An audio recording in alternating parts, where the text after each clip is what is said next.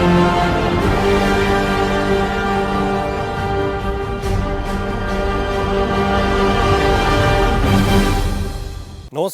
নিউজলৈ স্বাগতম জনাইছোঁ প্ৰতিকূল সময় দিল্লীয়ে নিদিলেও দিছপুৰে নুবুজিলেও অসমীয়াই ইজনে সিজনৰ হাতত হাত ধৰি বিপদত থিয় হৈ কাষত সকলোৱে বুজাই দিছে আসলতে অসমীয়াগিৰি কি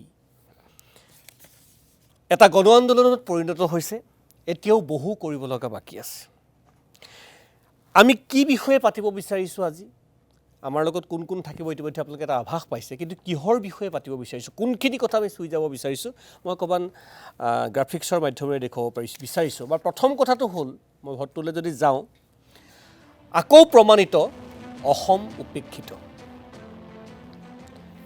নিৰ্বাচনৰ সময়ত তেখেতসকল ঠিকেই আহে কিন্তু বিপদত নাহে দিল্লীৰ দৃষ্টিত অসম আৰু অসমীয়া হয় কি আচলতে আজিৰ দিনটোত প্ৰশ্ন উত্থাপিত হৈছে দিছপুৰীয়াসকলে ডাঙৰ ডাঙৰ কথা কয় আৰু ডাঙৰ ডাঙৰ কথাৰ ফল এয়াই নেকি ৰজাই নিদিলেও কিন্তু অসমে বুজাই দিছে অসমীয়াৰ শক্তি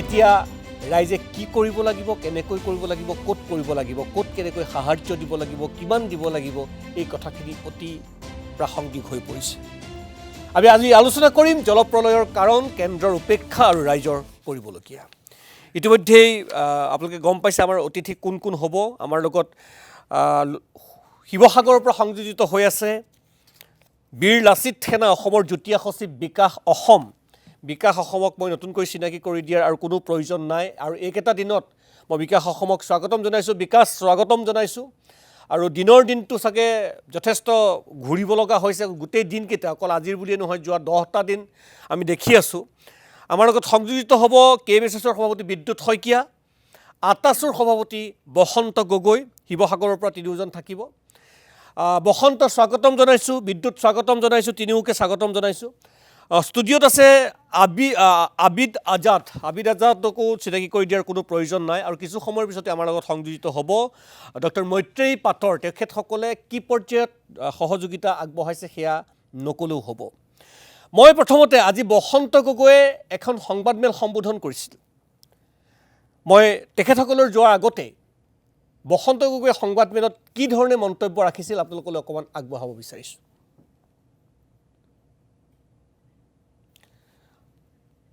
বসন্ত গগৈয়ে কি ধৰণে নিজৰ ক্ষোভ উজাৰিছিল যদি সম্ভৱ হয় মই অকণমান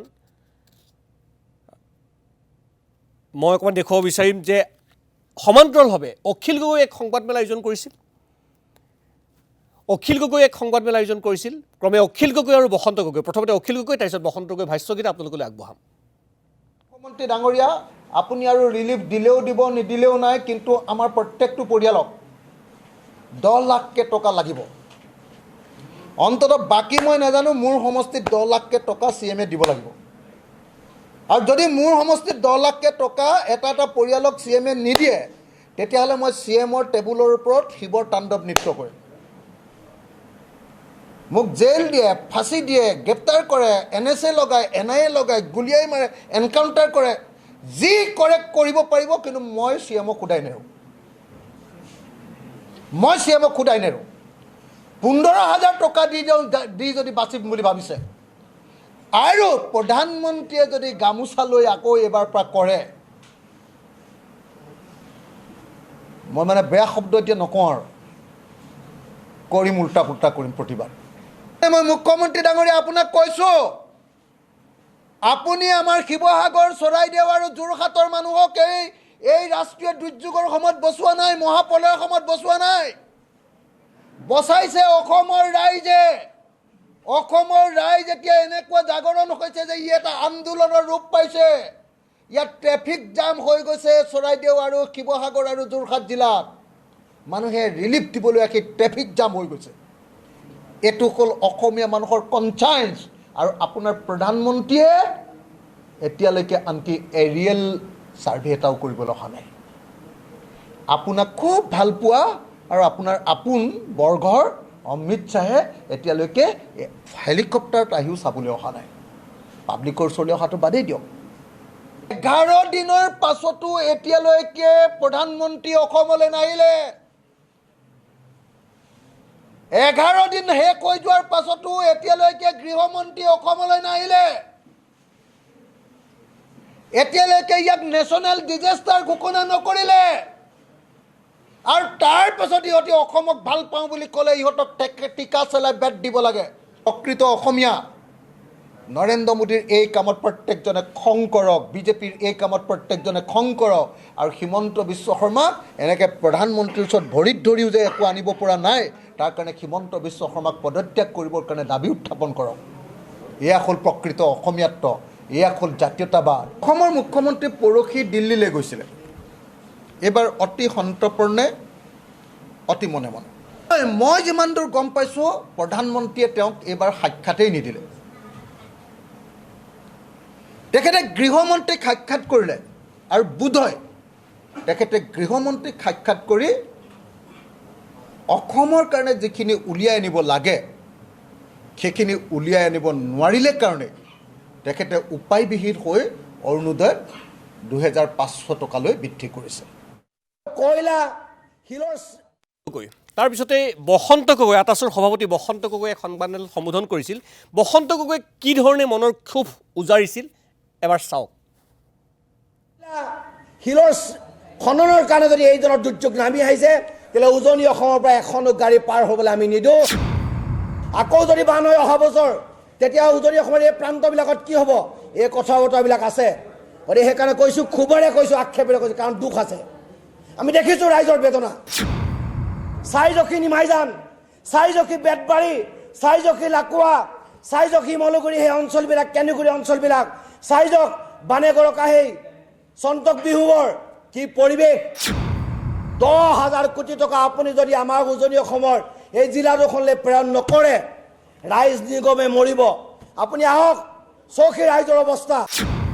যদি কিবা কাৰণত আমি গম পাওঁ যে এই কামবিলাক চৰকাৰে নাই কৰা, তেতিয়া পৰিৱেশ বেলেগ কৰি দিম, আমি জীয়াই থাকিব লাগে।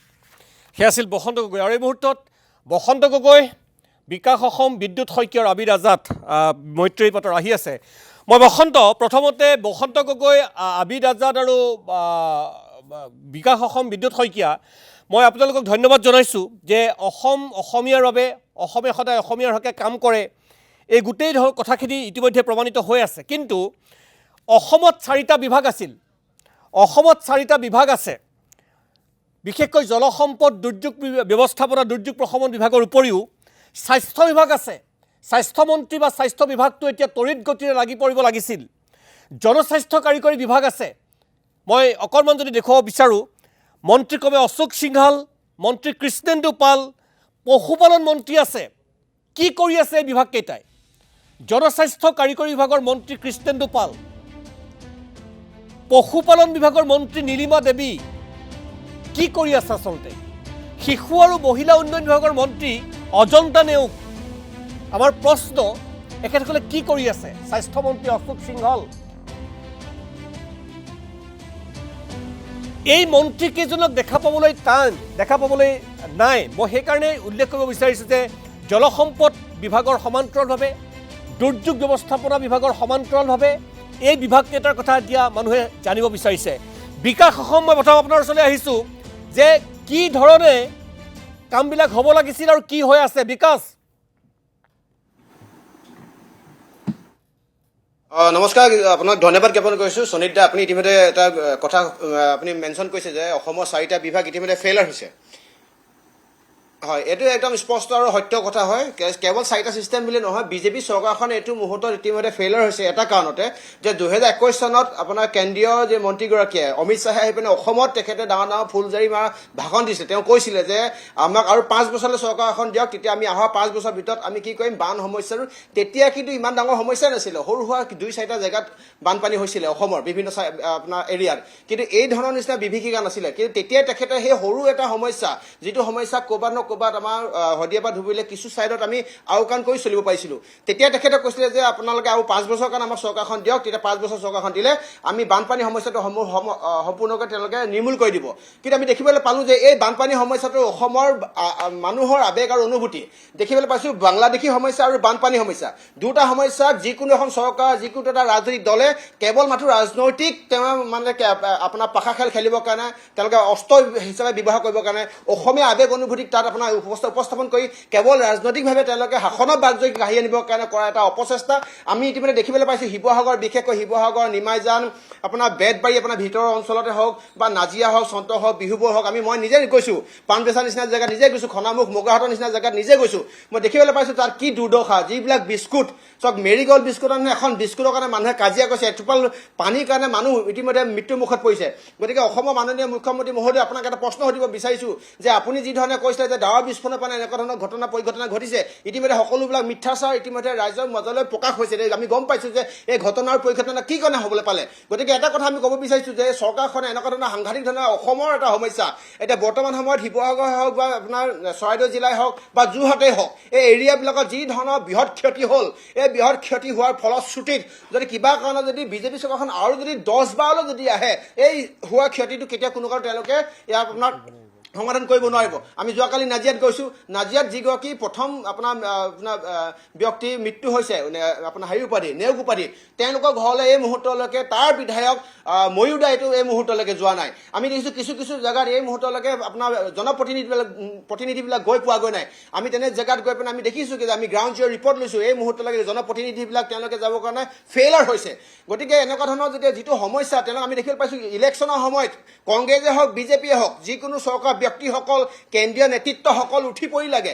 বেলেগ বেলেগ আপোনাৰ যিবিলাক ষ্টাৰ কেম্পেইনাৰ, বেলেগ বেলেগ সমষ্টি তেওঁলোকে উঠি পৰি লাগে। কিন্তু এতিয়া সমস্যাটো হ'ল কেৱল বিশেষকৈ দুখন ডিষ্ট্ৰিক্টৰ। আমি দেখিবলৈ পাইছোঁ 4-5টা সমষ্টিত হোৱা এই সমস্যাটোত কিয় তেতিয়াহ'লে এই মুহূৰ্তলৈকে ইতিমধ্যে নেশ্যনেল এণ্ড ইণ্টাৰনেশ্যনেল ফিগাৰত নিউজ বজিছে, কিয় এই মুহূৰ্তলৈকে নেশ্যনেল ফিগাৰৰ অমিত শ্বাহে হওক, মোদীয়ে হওক, সেই ব্যক্তিসকল অহা নাই ইয়ালৈকে, বা ৰাহুল গান্ধীয়ে হওক। গতিকে অসমৰ আৱেগ অনুভূতিৰ লগত কেতিয়াও কোনো কাৰণত কোনো চৰকাৰে, বিজেপিয়ে হওক বা কংগ্ৰেছে হওক, কেতিয়াও কোনো কালত তেওঁলোকে হাতালি খেলাটো আমি নিবিচাৰোঁ। নিশ্চয় বিকাশ, মই আকৌ যাম।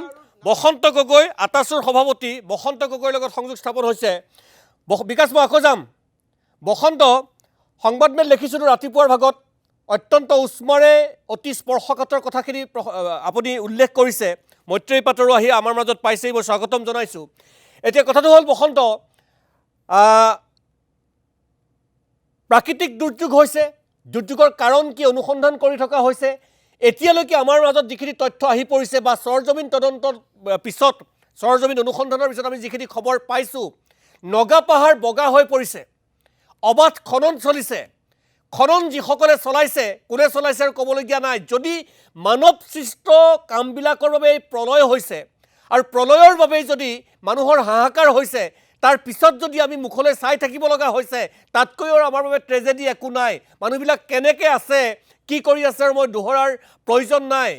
এই ক্ষেত্ৰত এতিয়া মই দুটা কথা উল্লেখ কৰিছিলোঁ, আপুনি মোক শুনিছিলে নাই মই নাজানো, যে যি তড়িৎ গতিৰে অসম চৰকাৰখন লাগিব লাগিছিল, মই দুৰ্যোগ ব্যৱস্থাপনা বিভাগ বা জলসম্পদ বিভাগৰ কথা বাদেই দিলোঁ, স্বাস্থ্য বিভাগ একো দেখা পোৱা নাই, পশুপালন বিভাগ একো দেখা পোৱা নাই, জনস্বাস্থ্য কাৰিকৰী বিভাগ একেবাৰে দেখা পোৱা নাই, শিশু আৰু মহিলা উন্নয়ন বিভাগ একেবাৰে দেখা পোৱা নাই।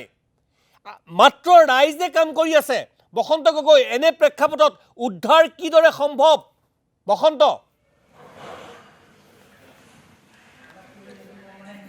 দাদা, উজনি অসমৰ চৰাইদেউ আৰু শিৱসাগৰ সম্পূৰ্ণৰূপে শেষ। মানৱ সৃষ্ট জলবোমাই এই দুখন জিলাৰ জীৱন সম্পত্তি সম্পূৰ্ণৰূপে ধূলিসাৎ কৰি দিলে।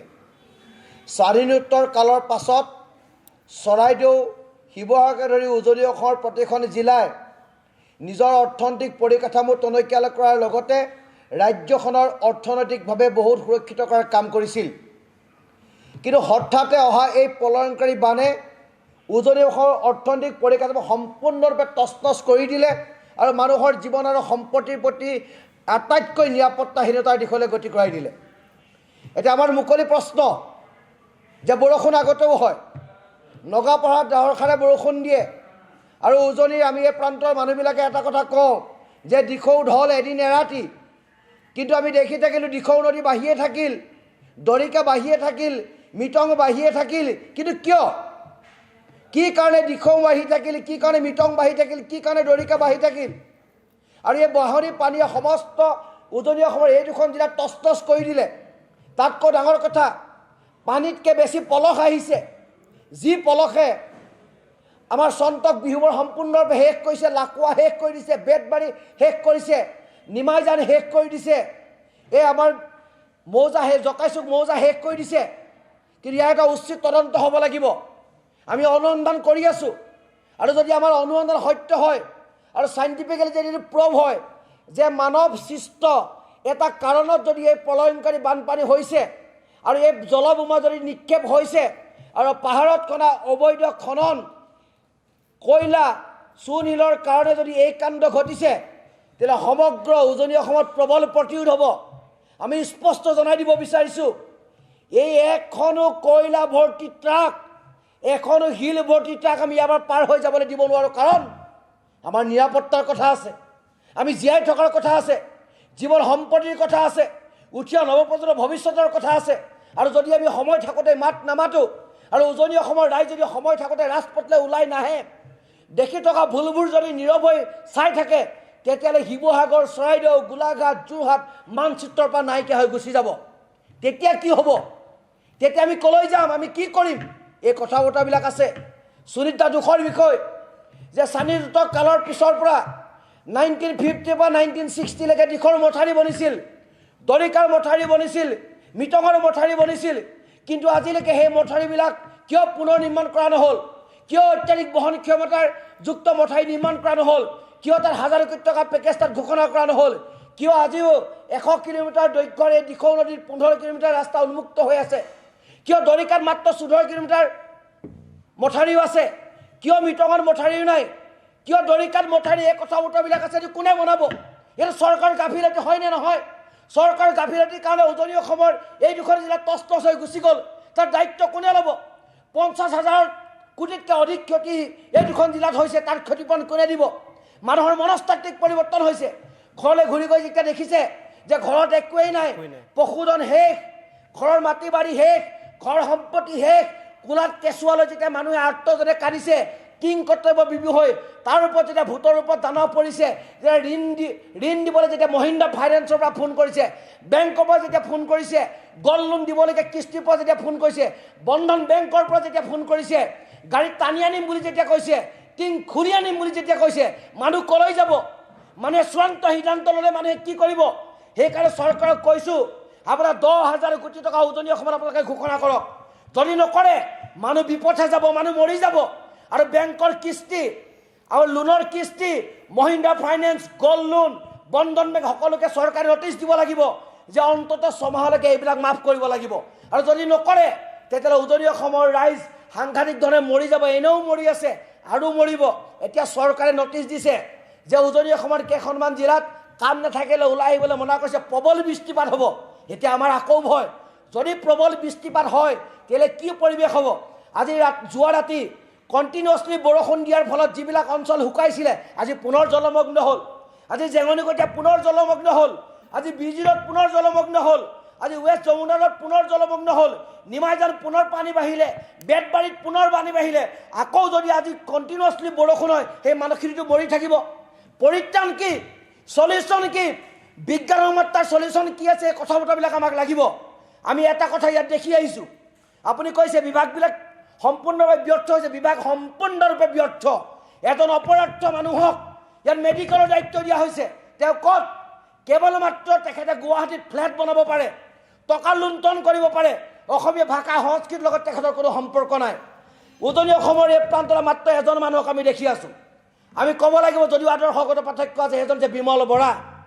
দিনে ৰাতি ৰাইজৰ মাজত আছে, এবুকু বুকুলৈকে পানী গুচি গৈছে, বমি কৰি কৰি ৰাইজৰ মাজত থাকি তেওঁ কাম কৰিছে। আমি তেখেতক ধন্যবাদ দিছোঁ। শিৱসাগৰ সমষ্টি বিধায়কজনক ধন্যবাদ দিছোঁ, নাজিৰা সমষ্টি বিধায়কজনক ধন্যবাদ দিছোঁ, ৰাইজৰ লগত আছে। কিন্তু বাকী মন্ত্ৰীবিলাক ক'ত? ক'ত পলাল? ক'ত গ'ল জলসম্পদ মিনিষ্টাৰ? কিয় নাই? নিজৰ জিলাখনত বানপানী হৈছে, জলসম্পদ বিভাগৰ মিনিষ্টাৰ ক'ত? মুখ্যমন্ত্ৰীজনৰ দৃষ্টি আকৰ্ষণ কৰিব বিচাৰিছোঁ। যে শিৱসাগৰত জলসম্পদ মিনিষ্টাৰজন কলৈ গ'ল, আমি কিয় দেখা পোৱা নাই, কিয় ৰাতি দিন তেখেত আমাৰ মাজত নাই, এই প্ৰশ্নবিলাক আমি কৰিছোঁ। বসন্ত পশুপালন বিভাগ মন্ত্ৰী নীলিমা দেৱী, জনস্বাস্থ্য কাৰিকৰী বিভাগ মন্ত্ৰী কৃষ্ণেন্দু পাল, শিশু আৰু মহিলা উন্নয়ন বিভাগ মন্ত্ৰী অজন্তা নেওগ, চাহটো দেখা পাইছেনে? নাই, তেখেতলোকৰ চাহটোতো বাদেই দিয়ক, তেখেতলোকৰ এটা মন্তব্যও আমি দেখা পোৱা নাই। কিন্তু কিয় আমি দেখা পোৱা নাই? উজনি অসমখন শেষ হৈ গুচি যাব লৈছে, কিয় তেখেতলোক আমাৰ মাজলৈ অহা নাই? চৰকাৰ বিজেপি চৰকাৰটো ৰাইজেই বনাইছে, আমিয়েতো বিজেপি চৰকাৰ বনাই দিছোঁ, আমিয়েতো জাতি মাটি ৰক্ষা কৰাৰ স্বাৰ্থত তেখেতলোকক ৰাজপাত দিছোঁ। এতিয়া জাতি মাটি শেষ হ'ব হ'ল, জলবোমাই পলনকাৰী বানপানী সকলো তছ কৰি দিলে, এতিয়া তেওঁলোক কিয় নাই? এই প্ৰশ্ন আমাৰ মাজত আছে। নিশ্চয় বসন্ত, মই আকৌ যাম, মই অকণমান বিদ্যুতৰ ওচৰলৈ গৈছোঁ, তাৰপিছত মই ষ্টুডিঅ'লৈ আহিম। বসন্ত, মই আকৌ যাম। বিদ্যুৎ শইকীয়া, আপুনি যদি শুনি আছে যে মই কেইটামান বিভাগৰ কথা উল্লেখ কৰিছিলোঁ আৰু সামগ্ৰিক প্ৰেক্ষাপটটো, মুখ্যমন্ত্ৰীগৰাকীয়ে মাথো কয় যে গৃহমন্ত্ৰীয়ে ফোন কৰিছে বা প্ৰধানমন্ত্ৰীয়ে ফোন কৰিছে। কালি দেখিছোঁ বিজেপিৰ সাংসদসকলক প্ৰধানমন্ত্ৰীয়ে লগ পাইছে, খুব ভাল কথা, ফোন কৰিছে, খবৰ লৈছে, খুব ভাল কথা। কিন্তু এই মুহূৰ্তলৈকে কেন্দ্ৰৰ পৰা কিনো দিব বা কিনো কৰিব বিচাৰিছে শিৱসাগৰ, যোৰহাট, চৰাইদেউ আৰু গোলাঘাটৰ একাংশ মানুহবিলাকতো কি হৈ আছে, কোনো এটা তথ্য বা স্পষ্ট উত্তৰ দিল্লীৰ দৰবাৰৰ পৰা নাহিল। বিদ্যুৎ, হয় দাদা মই পোনে আহিছোঁ। আমি আজি একেবাৰে একদম বানৰ মাজৰ পৰা আহিছোঁ। আপুনি ফোন কৰিলে, গতিকে এনেকুৱা পৰিস্থিতি হৈ আছে দাদা, তাৰ মাজৰ পৰা আহিছোঁ, ক'বলৈ ভাষা নাই। মই আপোনাক সুনীত দা এটাই কথা কৈছোঁ, মানুহৰ জীৱনত কেতিয়াও এনেকৈ বানপানীৰ মাজৰ পৰা আহি এনেকুৱা দুৰ্যোগ, মানুহৰ দুৰ্দশা দেখি আহি পোনপটীয়াকৈ লাইভত বহিছোঁ জীৱনত প্ৰথম। দাদা আপোনাক এই কথাকেইটা ক'ব বিচাৰিছোঁ যে যিটো ভয়ংকৰ পৰিস্থিতিৰ সৃষ্টি হৈছে, এই সময়ত কেনেকৈ মানুহ জীয়াই আছে, কেনেকৈ কি অৱস্থাত মানুহ আছে, মানুহ কেনেকৈ জীয়াই থাকিব, কেনেকৈ মানুহ কাপ কৰিব লগা হৈছে, গোটেই ব্যৱস্থাটো সম্পূৰ্ণ শূন্য, একদম জিৰ'। সুনীত দা, একো নাই।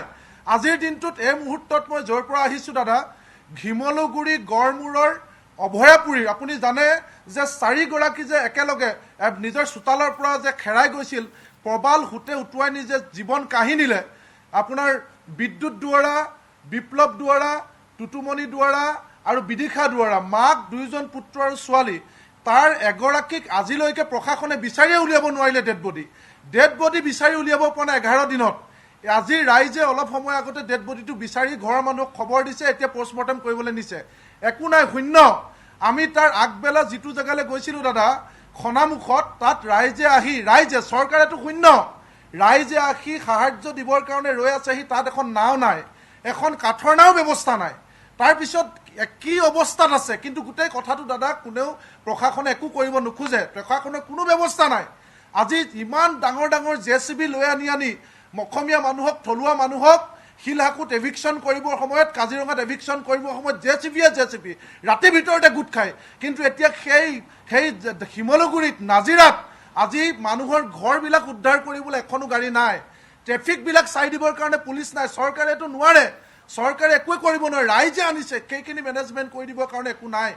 গৰু ছাগলী দাদা একেবাৰে অৱস্থা নাই, মানুহৰ ওচৰত একোৱে নাই, সকলো শেষ। এই সময়ত কিন্তু খবৰ ল'বলৈ আহিবলৈ কাৰো আহৰি নাই। সুনীত দা, যি অৱস্থা আছে, আপোনালোকৰ পাৰ্থ দা আজি নিউজ কৰি পাৰ্থপ্ৰতিম বৰুৱা দাদা আজি হস্পিটেলাইজ হৈছে, সেই গন্ধ সহিব পৰা নাই নেপালী খুঁটিত, সেই অৱস্থালৈ গৈছে।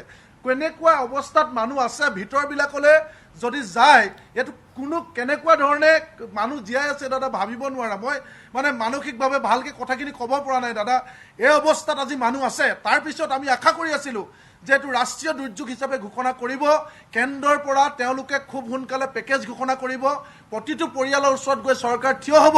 তাৰপিছত কালি ঘোষণা কৰিছে মাত্ৰ 15,000 দিব। এই 15,000 টকাটোৱে ঘৰখন চফা কৰিবলৈ নহয় সুনীত দা, ঘৰখন চফা কৰি জাবৰ জোঁথৰ উলিয়াই চাফ চিকুণ কৰিবলৈ মানুহক লগাই এই গোটেই চাফ চিকুণ কৰিবৰ কাৰণে 15,000 টকা একো নহয়।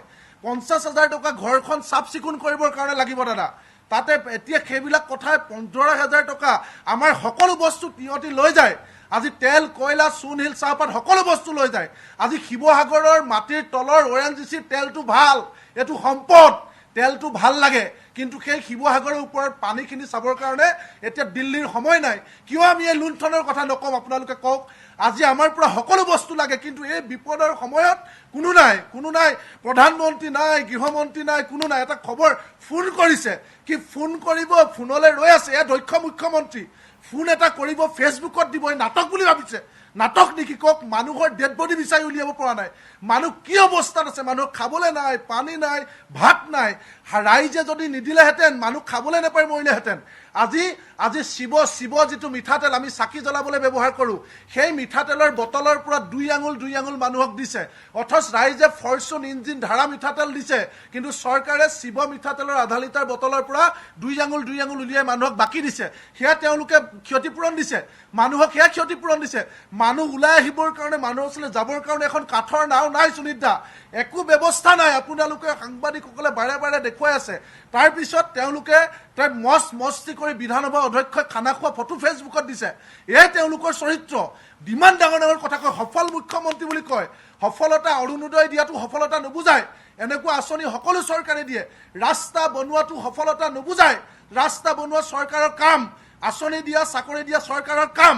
যদি সফল হয়, তেতিয়াহ'লে এই দুৰ্যোগৰ সময়ত প্ৰধানমন্ত্ৰীক কৈ, প্ৰধানমন্ত্ৰীৰ লগত যুঁজি, টেবুলত ঢকিয়াই হাজাৰ কোটি টকা আনি মানুহৰ কাৰণে ব্যৱস্থা কৰা সেই পেকেজ ঘোষণা কৰিব লাগিছিল। সেই পেকেজ ঘোষণা কৰি যে কলিজা থাকিব লাগিছিল, সেই কলিজা মুখ্যমন্ত্ৰী নাই, সেই কলিজা অসমৰ মন্ত্ৰী নাই।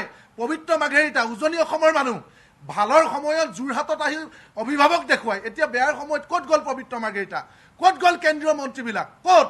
কোনো নাই। এই অৱস্থাত মানুহ আজিৰ দিনটোত আছে।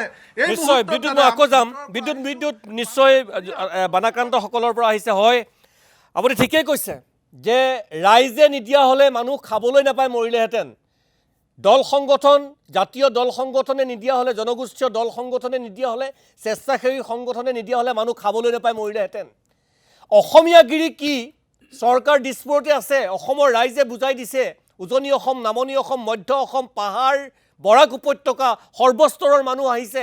ইতিমধ্যে আপুনি কৈছে, বিকাশে কৈছে, বসন্তই কৈছে, আবিদ মৈত্ৰীয়ে দেখা পাইছে, সকলো অসমৰ ৰাইজে দেখা পাইছে সাহায্য কি হাৰত দিবলৈ গৈছে। এক গণ আন্দোলন হৈছে। গতিকে এইখিনি নোহোৱা হ'লে ৰাইজ নিগমে মৰিলেহেঁতেন। কিন্তু তাৰপিছতো আমি পাতিব লাগিব যে কিয় এই অৱস্থাটো হৈছে আৰু কি কৰা উচিত। তাৰপিছতে ষ্টুডিঅ'লৈ আহিম। আপোনালোক অকণমান সময় থাকক। বসন্ত গগৈ, বিদ্যুৎ শইকীয়া আৰু বিকাশ অসম, যে এতিয়া আমি কি ধৰণে আগবঢ়া উচিত, এয়া মূল কথা। কি হোৱা নাই সেয়া হ'বলৈ বাধ্য কৰিব লাগিব, কি কৰা নাই সেয়া কৰাবলৈ বাধ্য কৰিব লাগিব। তাৰ সমান্তৰালভাৱে আমি কি কৰা উচিত সেয়াও আমি আগবঢ়াই লৈ যাব লাগিব।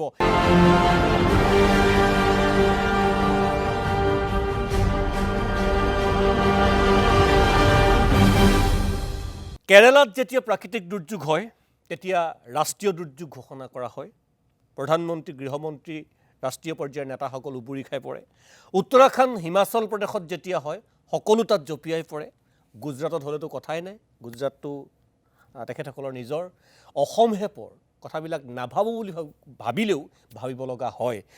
কিন্তু তাৰপিছতো ৰাইজ ওলাই আহিছে। মই সকলোকে পুনৰ স্বাগতম জনাইছোঁ। আবিদ, মই আপোনাৰ ওচৰলৈ আহিছোঁ। আবিদ আজাদ, আপুনি গৈ আহিছে, তাত দেখি আহিছে সেই যি কষ্টভোগী মানুহবিলাক আছে। যোৱাবিলাকতো গুচিয়েই গ'ল, একো নথকা নেপালী খুটি, বেতবাৰী, শিমলুগুৰি, নাজিৰা, গোটেই অঞ্চলবিলাকৰ পৰা আহিছে। মই আপোনাৰ মুখেৰে জানিব বিচাৰিছোঁ দুটা কথা। প্ৰথম, এতিয়া বহুত ঠাইৰ পৰা সাহায্য সামগ্ৰী যাব। কোনখিনি ক্ষেত্ৰত মই যদি কিবা এটা দিব বিচাৰোঁ, মই গুৰুত্ব দিয়া উচিত? আৰু তাত দেখা ছবিসমূহৰ পিছত আপোনাৰ ক'ব লগা ৰজাঘৰৰ প্ৰতি। ডেফিনেটলি প্ৰথম কথা, মোৰ এতিয়া ভয় এইটো লাগি আছে, যদি আকৌ এটা বান আহি যায় এনেকুৱা ধৰণৰ, তেতিয়া কি হ'ব? এইখিনি সময়তে ইতিমধ্যে আমাৰ উপৰোক্ত বক্তাসকলে উষ্মা প্ৰকাশ কৰিছে যে কেনেকৈ ফেইলিয়াৰ দেখিছোঁ, চব ফালৰ পৰা ফেইলিয়াৰ দেখিছোঁ। ৰাইজ ওলাই নাহিলে কি যে হ'লহেঁতেন। মানে তেনেকৈ স্থলত মই এইটোকে ক'ব বিচাৰোঁ যে আমাৰ নেতাসকল দূৰদৰ্শী হ'ব লাগে। যেনেকৈ আমি সকলোৱে এটা উদাহৰণ জানো, যেতিয়া দ্বিতীয় বিশ্বযুদ্ধ চলি আছিলে, চাৰ্চিলে সেই যুদ্ধৰ সময়তে আলুৰ কথা ভাবি আছিলে। এতিয়া আজি যিটো পৰিৱেশ ইয়াত হৈ আছে, আজি ৰাইজ ওলাই আহিছে। ৰাইজটো সদায় থাকিব নোৱাৰে নহয়, এটা মেকানিজম আমাক লাগিব। আমাৰ ডিপাৰ্টমেণ্টবিলাক কেনেকৈ ফেইলিয়াৰ হৈছে আমি সকলোৱে দেখিছোঁ তাত উপস্থিতি ভিজিবল নহয় ভিজিবল নহয় যে চৰকাৰৰ ফালৰ পৰা ডিপাৰ্টমেণ্ট ইমানবোৰ ডিপাৰ্টমেণ্ট আছে আমাৰ মোবাইলত কিবা এটা অকণমান বৰষুণ আহিব খুজিলে মেছেজ আহি যায় সেই ডিপাৰ্টমেণ্টবিলাক মেনেজমেণ্ট ডাইজেষ্টাৰ মেনেজমেণ্ট সেইবিলাক তাতে কি কৰি আছে সেইবোৰ ভিজিবল হোৱা নাই তেনেকৈ স্থলত আমি পৰৱৰ্তী সময়ত কৰিম কি এতিয়া মই ভাবোঁ সাহায্যৰ ক্ষেত্ৰত মই ক'বলৈ গৈ আছোঁ তাৰ আগত মই এইটো ক'ব বিচাৰিছোঁ যিটো অতিকে দৰকাৰী যে মানুহ তাত আমিতো মানুহৰ ঘৰৰ ভিতৰত সোমাইছোঁ মানুহৰ লগত কথা পাতিছোঁ এটা গোন্ধ বাহিৰত থাকে মুকলি ঠাইত এটা গোন্ধ হ'ল ঘৰৰ ভিতৰত মানুহবিলাকে তলত হ'ল বোকা আৰু বায়ুত হ'ল গোন্ধ কেনেকৈ যি আছে কেনেকৈ খাব পাৰিছে মানুহে তেনেকৈ স্থলত এই বোকাবোৰ যদি আমি এতিয়াই আৰু নেক্সট এসপ্তাহ 10 দিনৰ ভিতৰত নুগুচাওঁ তেনে সেইবিলাক টান হ'বলৈ ধৰিব টান হৈ লাহে লাহে ৰ'দ ওলালে সেইবোৰ এনেকৈ কঠিন হৈ এনেকৈ ধৰিব আমি সেইবোৰ গুচাব নোৱাৰিম আৰু যিবিলাক ঘৰৰ চুকে কোণে হৈছে সেইবোৰ ঘৰ ভাঙিলেও মানে তেতিয়াহে গুচাব পাৰিম তেনেকৈ স্থলত মই যে চাৰ্চিলৰ কথা ক'লোঁ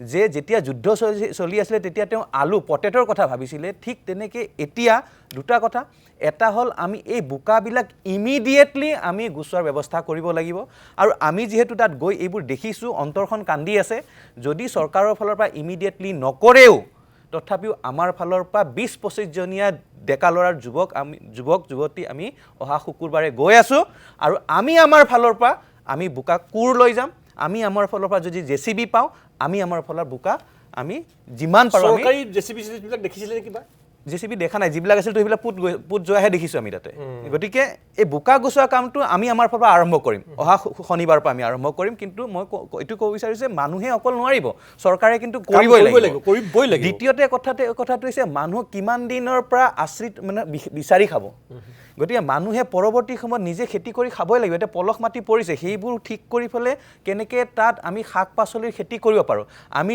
আমাৰ যিটো 1 ট্ৰাক আমি খাদ্য লৈ গৈ আছোঁ তাৰ লগত আমাৰ কিন্তু বীজো আমি লগত লৈ যাম বীজ আমি লগত লৈ যাম শাক পাচলিৰ বীজ আমি লৈ যাম আৰু মই ৰাইজক এইটোও ক'ব পাৰোঁ যি কৰিব বিচাৰিছোঁ যিসকল ৰাইজে বস্তু সামগ্ৰী দি আছে আপোনালোকে বীজ দিব পাৰে নেকি সেই চিন্তাটোও কৰিব কাৰণ মিঠাতেল বহুতে দি আছে মিঠাতেলৰ দাম 200 টকা প্ৰায় লিটাৰ 200 টকাত আমি বহুত চাউল 5 কেজিমান পাওঁ গতিকে মিঠাতেল দিয়ক ঠিক আছে কিন্তু আপোনালোকে মিঠাতেলটো নিদি চাউল দিব পাৰে বা বীজো দিব পাৰে আচ্ছা তৃতীয়তে কথাটো হৈছে আটাইতকৈ ডাঙৰ যিটো নিড মানুহৰ অক্সিজেনৰ পাছতে আটাইতকৈ ডাঙৰ নিডটো হৈছে পানী এতিয়া অক্সিজেনটো গোন্ধময় হৈয়ে আছে দ্বিতীয়তে হৈছে পানী এতিয়া গোটেই অসমৰ পৰা যেনেকৈ তাত পানীৰ বটল গৈছে তাত মই ভয় খাই আছোঁ আজি গুৱাহাটীত যে বানপানী হয় প্লাষ্টিকটো বানপানী যে হয় এটা ডাঙৰ কাৰণ প্লাষ্টিকৰ বটল এতিয়া গোটেই অসমৰ পৰা আধা লিটাৰ এই এনেকুৱা আধা লিটাৰৰ বটল 1 লিটাৰৰ বটল গৈছে 20 লিটাৰৰ বটল গৈছে মানে কি হৈছে এই 3খন জিলা এতিয়া প্লাষ্টিকৰ বটলেৰে ভৰি গৈছে এইটো কেতিয়াও কিন্তু দীৰ্ঘম্যাদী সলিউশ্যন হ'ব নোৱাৰে ৰাইজ গতিকে আমি এই ক্ষেত্ৰত এটা কথা আমি যেতিয়া ট্ৰেকিং কৰিবলৈ মাউণ্টেনিং কৰিবলৈ যাওঁ আমি লগত এটা সৰু ক্লৰিনৰ টেবলেট আমি লৈ যাওঁ সৰু টেবলেট থাকে 20 লিটাৰৰ বাকেট এটা টেবলেট দি দিলে আপোনাৰ আধা ঘণ্টা থৈ দিলে সেই পানীটো খাব পাৰি মই এই কথাটো বুজি পোৱা নাই যে ক্লৰিন টেবলেটক কিয় তাত নিয়া হোৱা নাই পানীৰ বটল যে আমি নি আছোঁ মই নিজে গুৱাহাটীত ভালেকেইটা দোকানত বিচাৰিছোঁ ক্লৰিন টেবলেট ক'ত পোৱা যায় মই নাজানো কিন্তু আটাইতকৈ মানে সহজলভ্য হ'ব লাগিছিলে এইখিনি ক্ষেত্ৰত ক্লৰিন টেবলেট যাতে আমি পানী আজি চাওক মই এমাজনত অৰ্ডাৰ দিবলগীয়া হৈছে এইকাৰণে এটা টেবলেট দিলে 500 লিটাৰ পানী পিউৰিফাই হয় সেইটো আমাৰ ঘৰুৱা কামত ব্যৱহাৰ কৰোঁ কালিলৈ মোৰ আহি পাব সেয়া আমি লৈ পেলাই গৈ আছোঁ মই এটা কথা চৰকাৰৰ প্ৰতি ডিপাৰ্টমেণ্টৰ প্ৰতি অনুৰোধ কৰিব বিচাৰোঁ যে আপোনালোকে ক্লৰিন টেবলেটটো গুৱাহাটীতে হওক আৰু এই যিকেইটা ডিষ্ট্ৰিক্ট আছে তাত এভেইলেবল কৰক আৰু মানুহক এইটো সজাগ কৰক যে কেনেকৈ ক্লৰিন টেবলেট দি পেলাই পানী খাব পাৰি এইটো নহ'লে কিন্তু প্লাষ্টিক যেনেকৈ গৈছে আৰু কেইদিনৰ পিছত এনেকৈ প্লাষ্টিক গৈ থাকিলে এইটো প্লাষ্টিকৰ তাত পাহাৰ হ'ব তাতে আৰু এইটো আটাইতকৈ বেছি ডাঙৰ ভয়ংকৰ হ'বলৈ গৈ আছে এতিয়া যিটো এটা কথা মই আৰু ক'বলৈ বিচাৰিছোঁ আমাৰ উপৰোক্ত বক্তাসকলেও কৈছে যে EMI ভয়ংকৰ এইটো ৰাক্ষসৰ দৰে হয় এতিয়া চাওক যদি আমাক নেচাৰেল কেলেমিটি আমি সকলোৱে দাবী কৰি আছোঁ এতিয়া চাওক কোভিডৰ সময়ত কি কৰিছিলে 6 মাহলৈকে EMIটো পষ্টপন কৰি দিয়া হৈছিলে মাফ কৰি চাওক কোভিডৰ নিচিনা সময়তো কিন্তু EMI মাফ কৰি দিয়া হোৱা নাছিলে পষ্টপনহে কৰা হৈছিলে এই টেকনিকেল কথাবিলাক আপোনালোকে মন কৰিব আৰু কিয় কাৰণ কোভিডটো এটা ডাঙৰ এটা নেশ্যনেল আমাৰ কাৰণে এটা বিপদ আহিছিলে এতিয়া অসমৰ এই যি 3খন ডিষ্ট্ৰিক্ট বা 4খন ডিষ্ট্ৰিক্টৰ যিটো প্ৰভাৱ হৈছে এইটোক যদি নেচাৰেল কেলামিটি হিচাপে ঘোষণা কৰা নহয় তেনেহ'লে এই EMI যিটো আছে যিটো অহাকালিলৈ হয়তো ফোন আহিয়ে আছে মানুহৰ আহিব আপুনি EMI দিবই লাগিব আৰু 2টা বা 3 এতিয়া EMI যদি আপোনাৰ যিসকলৰ কাৰণ আজিকালি সকলোৱে ফাইনেন্সত গাড়ী লৈ ব্যৱসায় কৰে যদি লেপছ হৈ যায় তেনেহ'লে আপোনাৰ যিটো চিভিল আছে কমি যাব। চিভিল যেতিয়া এবাৰ বেয়া হৈ যাব আপুনি 7 পৰা 10 বছৰলৈকে আৰু এই ফাইনেন্স বা বেংকৰ পৰা আপুনি লোন নাপাব বা লোন পোৱাত দিগদাৰ হৈ যাব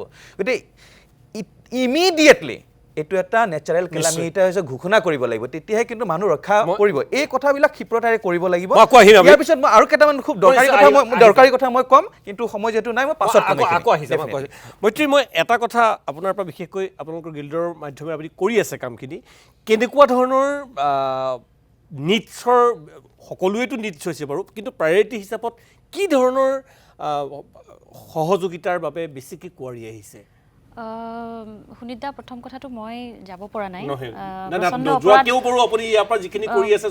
কিন্তু মই সেই মানুহখিনিকহে প্ৰতিনিধিত্ব কৰিছোঁ আজি যি মানে বিভিন্ন ধৰণৰ অসুবিধাৰ কাৰণে মহানগৰীৰ পৰা যাব পৰা নাই বা বিভিন্ন প্ৰান্তৰ পৰা যাব পৰা নাই কিন্তু অসমত এইটো বস্তু দেখিলোঁ আমি এই দুৰ্যোগটোৰ সৈতে যে মানুহে কিদৰে উবুৰি খাই পৰিব পাৰে কায়িকভাৱে যাব নোৱাৰিলেও গতিকে এটা স্বতঃস্ফূৰ্তভাৱে নেটৱৰ্ক এটা ফৰ্ম হৈছে ইনফৰমেশ্যন টেলি কৰা হৈছে কোনে কোনে গৈছে খবৰটো অট'মেটিকেলি ৰখা হৈছে যিখিনি প্ৰাথমিক বস্তু সেইখিনি এতিয়া গম পাইছোঁ যে পাইছে বেছিভাগ মানে একেবাৰে ভিতৰুৱা কিছুমান ঠাই বাদ দি পেলাই একেবাৰে কিছুমান এক্সেপশ্যন বাদ দি মোটামুটি চাউল আৰু খাদ্য সামগ্ৰীখিনি পাইছে এতিয়া কিন্তু বহুতখিনি সেই ভিতৰুৱাখিনি বাদ দি মানে সেই গৈ পোৱা নাই কিন্তু তথাপি তাৰমানে যদি আমি আৰু অলপ বৃহত্তৰভাৱে ভাবিলোঁ মই যিহেতু মই নিজে যোৱা নাই মই এইখিনি গোটোৱা খবৰহে দেই যে কাপোৰ আৰু খাদ্য সামগ্ৰীৰ বনাবৰ কাৰণে বাচনৰ প্ৰয়োজন হৈছে টুচক মহিলাখিনিক চেনিটেৰী এটা বহুত মই নিজে দেখিছোঁ কি চেনিটেৰী পেড চবেই লৈ গৈছে কিন্তু তাৰ কাৰণে কাপোৰ তাৰ সৈতে লৈ যোৱা নাছিল তো গতিকে সেই সমস্যাটো এটা যে কি আণ্ডাৰ গাৰ্মেণ্টছ কিন্তু এতিয়া লৈ গৈছে দেখিছোঁ কিন্তু এই বস্তুখিনিৰ প্ৰয়োজন আছে কিন্তু সুনিতা এটা কথা এইখিনি বস্তু বাৰু মানুহে ফিগাৰ আউটেই কৰি ল'ব কি বস্তু লগা হৈছে অহৰহ কমিউনিকেশ্যন হৈ আছে আপুনি বিশ্বাস নকৰিব কেনেকুৱা এটা নেটৱৰ্ক ফৰ্ম হৈ গৈছে তাৰমানে তেওঁলোকৰ পৰা কালি এটা মই আপোনালোকৰ একচুৱেলি ইয়াৰ পৰাই কি আচৰিত কথা 2 মিনিটৰ ভিতৰত সেই মানুহগৰাকীৰ স্বামী ঢুকাইছিলে তেওঁ কোনো ধৰণৰ সহায় পোৱা নাছিল আপোনালোকৰ তাতে আহিছিল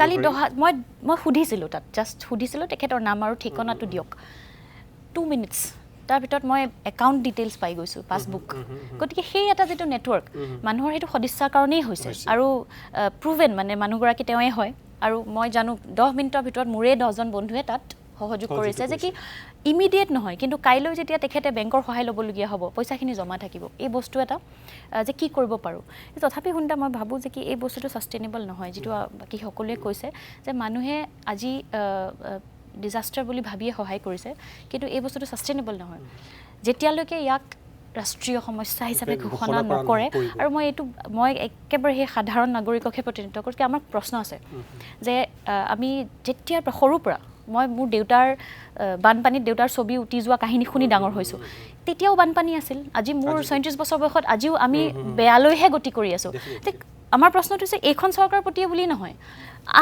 আগলৈ যদি আৰু এখন চৰকাৰ আহে তেওঁলোকে কি কৰিব বা সেই সমস্যাখিনি তেওঁলোকে এড্ৰেছ কৰিব পাৰিবনে আৰু মানে আমাক এইটো কওক যে কি ক্ৰাইটেৰিয়া হ'লে আমি নেশ্যনেল ডিজাষ্টাৰ বুলি ক্লেইম কৰিব পাৰিম কাৰণ আমাৰ মানুহো মৰি আছে কোনো ধৰণৰ বেছিক ফেচিলিটিৰ পৰা মানুহখিনি বঞ্চিত হৈ আছে দিল্লীৰ পৰা কোনো নেতা অহা নাই আমি ব্ৰেকত পাতিছিলোঁ এই কথাটো কিয় কষ্ট হয় জানেনে মানে মানুহে গম পায় যে কি বৃহৎ সিদ্ধান্ত এটা ল'বলৈ সময় লাগে যে নেচাৰেল ডিজাষ্টাৰ বা ৰাষ্ট্ৰীয় সমস্যা হিচাপে ঘোষণা কৰিবলৈ কিছু সময় লাগিব ফাণ্ড ৰিলিজ কৰিবলৈও সময় লাগিব বুজি পাওঁ কিন্তু আহিবলৈ সময় নালাগে তাৰমানে এষাৰ মাত সেই যে মানুহৰ ওচৰত যে থিয় হৈছেগৈ আজি এই যে মানুহবোৰ যে গৈছে সকলোৱেতো বহুত বস্তু লৈ যোৱা নাই কিন্তু গৈ থিয় হৈছে তেওঁলোককো এটা জীয়াই থাকিবলৈ মানুহকতো হোপ বুলি বস্তু এটা লাগে ন আশা বস্তুটো লাগে অনবৰত পইচা চাউল মানুহ 10 দিন লঘোণত থাকিব কিন্তু 11 নম্বৰ দিনত তেওঁলোকক কোনোবাই চাব সেই বস্তুটো লাগে সেই হোপটো মই ভাবোঁ কিন্তু কেন্দ্ৰই দিব পৰা নাই গতিকে মই বিকাশ অসম মই পুনৰ আপোনাৰ ওচৰলৈ আহিছোঁ তাৰপিছতে মই বসন্ত আৰু বিদ্যুতৰ ওচৰলৈ যাম এটা বিৰতি বিকাশ আপুনি খুব ভিতৰুৱা অঞ্চললৈ আপোনালোকৰ সংগঠনৰ সতীৰ্থসকলক লৈ পেলাই গৈ আছে মই দেখা পাইছোঁ বহু ৰাইজক মুক্ত হস্তে দান বৰঙণি নিজৰ সামৰ্থ্য অনুযায়ী কৰি আছে সেয়াও দেখি আছোঁ আপুনি কি ধৰণে পৰামৰ্শ দিব যিসকল এতিয়া অসমৰ বিভিন্ন প্ৰান্তৰ পৰা আজি মই নিজে দেখিছোঁ যে আমি আমাৰ ফালৰ পৰা কিবা সহযোগিতাৰ কাৰণে কিছু বস্তু ক্ৰয় কৰিবৰ কাৰণে ফাঁচী বজাৰ কৰিছিলোঁ তাত বিভিন্ন প্ৰান্তৰ পৰা লোকে অকল বান সাহায্যৰ কাৰণেই গাড়ীত বিভিন্ন ধৰণৰ মাল সংগ্ৰহ কৰি আছে বা বস্তু বাহিনী কিনি আছে গতিকে আপোনাৰ যিটো অভিজ্ঞতা আপোনাৰ যিটো ক্ৰিয়াত্মক যিটো অভিজ্ঞতা বিভিন্ন গ্ৰামাঞ্চলৰ ৰাইজৰ লগত কথা পাতি কোনটো দিশত মানুহৰ প্ৰয়োজনীয়তাটো আটাইতকৈ বেছি হৈ আছে বিকাশ সুনীতা আপুনি বিশ্বাস কৰিব যে মই লাষ্ট 4-5টা দিন মই মোৰ লগত দুজন আছে আকাশদীপ দত্ত আৰু কৃপা প্ৰসাদ দাস আমি তিনিজনে প্ৰায় নোহোৱা নিচিনা অৱস্থাত ৰাতি প্ৰায় 1:30-2টাত সোমাওঁহি আৰু ৰাতিপুৱা প্ৰায় 6-7টা বজাত আমি 3-4খন গাড়ী লোড কৰি লৈ গুচি যাওঁ আৰু বিভিন্ন এৰিয়াত যিবিলাক এৰিয়াত কেতিয়াও কোনো কাৰণত ডিচিয়ে হওক এডিচিয়ে হওক বা তেনেকুৱা ধৰণৰ প্ৰশাসনিক বিভাগে হওক বা জনপ্ৰতিনিধি গৈ পোৱাগৈ নাই সেইবিলাক জেগাত আমি গৈছোঁ কিন্তু মই এটা কথা ক'ব লাগিব SDFও আমি যথেষ্টখিনি সহায় পাইছোঁ তেওঁলোকে আমাক নাও বা বোট দিছে আপোনাৰ এডাল বাঁহেও ঢুকি নোপোৱা জেগাত তেনেকুৱা জেগাত আমি গৈ পিনে আপোনাৰ বিভিন্ন ভিতৰৰ অঞ্চলত গৈছোঁ কিন্তু আমি দেখিছোঁ যে বৰ্তমান সময়ত তেওঁলোকৰ এই যিবিলাক মানে কদৰ্যময় পৰিৱেশ বা পানী তেওঁলোকে এনি টাইম চলা ফুৰা কৰাৰ কাৰণে তেওঁলোকৰ ছালৰ বেমাৰ হৈছে তেওঁলোকৰ খৰ খজুৱতি হৈছে ছালৰ বেমাৰ হৈছে আৰু আমি দেখিবলৈ পাইছোঁ কিছু সংখ্যক ব্যক্তি যিসকলৰ ধৰিছোঁ হাঁপানী ইছ্যু আছে বা কিছুমানে এনেকুৱা চিটুৱেশ্যন কেতিয়া কোনো কাৰণে দেখি পোৱা নাই ঘপককৈ দেখি কাৰোবাৰ হাৰ্ট এটেক হৈছে কাৰোবাৰ ব্লাড প্ৰেছাৰ বাঢ়িছে আমি বিচাৰিম এই মুহূৰ্তত ইমিডিয়েট অসমৰ চৰকাৰী বিভাগটোৱে স্বাস্থ্য বিভাগটোৱে তেওঁলোকে আপোনাৰ মেডিকেল ইউনিটৰ ব্যৱস্থা কৰক তাৰোপৰি এই এৰিয়াবিলাকত সোমাই আমি বিচাৰোঁ যে প্ৰত্যেকটো এৰিয়াত 108 বিশেষকৈ এইটো মুহূৰ্তত শিৱসাগৰ নাজিয়া চৰাইদেউ বা ধৰিছোঁ আপোনাৰ এই এৰিয়াবিলাকত যি এই দুখন বা তিনিখন ডিষ্ট্ৰিক্টৰ বিভিন্ন এৰিয়াত য'ত সকলোতকৈ বেছিকৈ বানত এফেক্ট হৈছে তাত এম্বুলেঞ্চৰ ব্যৱস্থা কৰি ৰাখক আৰু আমি বিচাৰোঁ এই মুহূৰ্তত কেইদিনমান আগত আপুনি গম পাইছিলে যে মৃতদেহটো ইতিমধ্যে সেইটো আমি ছ'চিয়েল মিডিয়াত দেখিবলৈ পাইছিলোঁ যে চৰাইদেউ মৃতদেহৰ 4জন ব্যক্তি যে ঢুকাইছিলে তাৰ তিনিটা ডেড বডি জ্বলাওঁতে তেওঁলোকে পইচাও লৈছে বুলি কোৱা শুনিছিলোঁ 30,000 টকা আমি এতিয়া এইটো মুহূৰ্তত বিচাৰিম যে তেওঁলোকৰ মানে চৰকাৰী যিকোনো খৰচ চৰকাৰে মাফ কৰি দিয়ক আৰু যিসকল ব্যক্তিয়ে ইতিমধ্যে এই ফ্লাড এফেক্টেড এৰিয়াত সোমাইছে তেওঁলোকৰ কাৰণে 15,000 টকা নহয় মানে 25,000 টকাকৈ তেওঁলোকে যদি বিগত দিনত তেওঁলোকে যদি বেলেগ মানে কোনো অদৰকাৰী ক্ষেত্ৰত যদি তেওঁলোকে ঘোষণা কৰিব পাৰে আমি বিচাৰোঁ এইটো মুহূৰ্তত 15,000 টকা নহয় দৰকাৰ হ'লে তেওঁলোকে 15,000 জেগাত 15 লাখকৈ টকা দিয়াৰ ব্যৱস্থা কৰক কাৰণ এঘৰ মানুহৰ মিনিমাম 20-25 লাখকৈ তেওঁলোকৰ লোকচান হৈছে গতিকে আমি বিচাৰিম চৰকাৰখনে যদি যোৱা টাপলিমা কাম নকৰি তেওঁলোকে ভালকৈ কিবা এটা ভাবক আৰু প্ৰত্যেক ঘৰ মানুহলৈ ইতিমধ্যে অলপ আগত বাইদেউগৰাকীয়ে কৈ গৈছে সন্মানীয় ব্যক্তিজনে কৈ গৈছে যে সঁচাকৈ কিছুমান বেছিক নিডছ প্ৰয়োজন আছে এতিয়া বৰ্তমান সময়ত আমি খোৱা বস্তু নিয়াতকৈ তেওঁলোকে ব্যৱহাৰ কৰিবৰ কাৰণে শুবৰ কাৰণে তেওঁলোকৰ আঁঠুৱা বা তেওঁলোকে ব্যৱহাৰ কৰিবৰ কাৰণে মেট্ৰেছ তেনেকুৱা ধৰণৰ বস্তুৰ প্ৰয়োজন আছে এতিয়া ধন্যবাদ জনাইছোঁ মই বিকাশ পুনৰ আহিম বসন্তৰ বিদ্যুৎ মই এটা 2 মিনিটৰ বিৰতি আছে তাৰপিছত মই পুনৰ আপোনালোক দুজনৰ ওচৰলৈ আহিম এই কথাখিনি পাতিব লাগিব মই আচলতে বিকাশে কৈছে বা আপোনালোকে দেখিছে স্বাস্থ্য বিভাগৰ কথা মই প্ৰথমতে এই 4টা বিভাগৰ কথা এইকাৰণে উল্লেখ কৰিছিলোঁ যে আপোনালোক যিদৰে সক্ৰিয় হৈছে অসমৰ ৰাইজ যিদৰে সক্ৰিয় হৈছে সাংবাদিকসকল যিদৰে সক্ৰিয় হৈছে সেইদৰে যদি এই 4টা বিভাগ সক্ৰিয় হ'লহেঁতেন যুদ্ধকালীন তৎপৰতাৰে যদি স্বাস্থ্য বিভাগ যুদ্ধকালীন তৎপৰতাৰে যদি জনস্বাস্থ্য কাৰিকৰী বিভাগ যুদ্ধকালীন তৎপৰতাৰে যদি পশুপালন বিভাগ যুদ্ধকালীন তৎপৰতাৰে যদি শিশু মহিলা উন্নয়ন বিভাগ যদি নামি পৰিলেহেঁতেন বহু সমস্যাৰ সমাধান হ'লহেঁতেন নাই পৰা তেওঁলোক যাব পৰা নাই যোৱা নাই বিভাগ নিষ্ক্ৰিয় হৈ আছে এই কথাখিনি বিদ্যুৎ আৰু বসন্ত মই আপোনালোকৰ লগত পাতিব লাগিব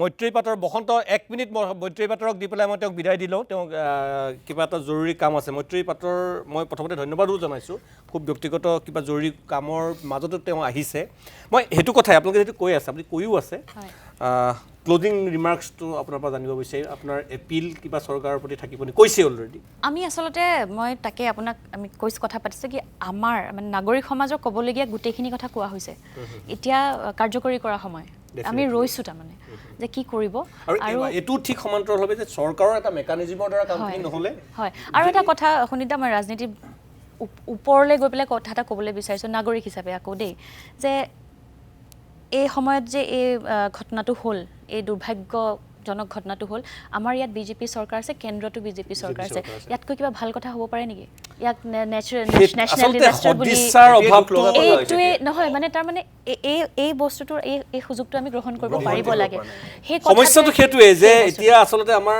দিছপুৰে দিল্লীৰ পৰা সেইটো আদায় কৰিব পাৰিব লাগে গতিকে সেই ক্ষীৰতি গাইৰ যিটো পুৰণি কথাটো আমি কৈ থাকোঁ আমি নিৰ্বাচনৰ সময়ত দেখো কংগ্ৰেছে বা বিজেপি যেতিয়া ৰাষ্ট্ৰীয় নেতা এজন আহিব লগত ইয়াত একোজন নেতা এছাইন কৰা থাকে যে আমুক আজি আমুকলৈ যাব লগত সহযোগী আমুক থাকিব বিভিন্ন ধৰণৰ চাৰ্ট আগদিনাখনি আহি যায় সেই চাৰ্টখন আচলতে এতিয়া আহিব লাগিছিল আৰু এইটো এনেকুৱা নহয় যে কি এখন বিশেষ চৰকাৰ আছে এটা কানেকশ্যন হৈছে যে কি কেন্দ্ৰত যিখন চৰকাৰ আছে ষ্টেটতো সেইখনেই চৰকাৰ আছে ৰাজ্যতো গতিকে তাৰ সদ উপযোগ কেতিয়া কৰিব যেতিয়া আমি বিপদৰ সময়ত নকৰোঁ সেই বস্তু নিশ্চয় ধন্যবাদ জনাইছোঁ বসন্ত মই আপোনাৰ ওচৰলৈ আহিছোঁ যে কথাটো হ'ল যিখিনি কথা মই প্ৰথমতে উল্লেখ কৰিছিলোঁ 4জন মন্ত্ৰীৰ ছবিকেইখন মই আনিবলৈ চেষ্টা কৰিম যে সেই মন্ত্ৰীকেইজনকে আমি সুধিছিলোঁ যে কি কৰিব লাগিব সমান্তৰালভাৱে আপুনি উল্লেখ কৰিছিল বা আমিও কৰোঁ জলসম্পদ মন্ত্ৰী সুশান্ত বৰগোহাঁই ঘৰ ডিমৌ সমষ্টি তেখেত শিৱসাগৰৰ বিমল বৰাৰ কথা হয় আমি কিছুমান ক্ষেত্ৰত মতপাৰ্থক্য থাকিলেও কোনোবা মন্ত্ৰীক সমালোচনা কৰিলেও বিমল বৰা কি পৰ্যায়ত লাগি আছে আমি দেখি আছোঁ হয়